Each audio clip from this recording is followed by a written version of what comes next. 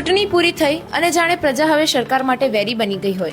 પશ્ચિમ બંગાળ સહિત અનેક રાજ્યોની ચૂંટણીઓ અને ગુજરાત સ્થાનિક સ્વરાજ્યની પ્રક્રિયા પૂરી થતાં જ સરકારના નિર્ણયોની દિશા જ બદલાઈ ગઈ. ચૂંટણી વખતે સેંકડો કાર્યકરો બાઇક પર હેલ્મેટ વગર શક્તિ પ્રદર્શન કરતા હતા. ત્યારે કદાચ કાયદો વેકેશન પર હતો.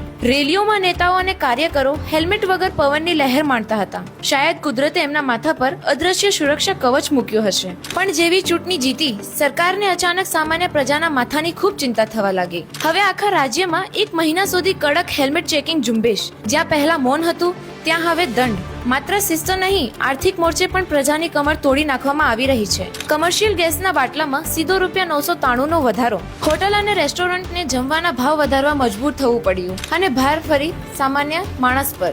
આંતરરાષ્ટ્રીય બજારના બહાને પેટ્રોલ અને ડીઝલમાં પણ લીટર દીઠ ₹4 થી 5 નો વધારો લાઇનમાં છે. હવે પેટ્રોલ ભરાવા જતા હેલ્મેટ સાથે હાર્ટ એટેક ન આવે એની પણ સાવચેતી રાખવી પડશે. ચૂંટણી સમયે નરમ દેખાતી સરકાર હવે આકરા નિર્ણયો લઈને પ્રજાના ખિસ્સા ખાલી કરી રહી છે.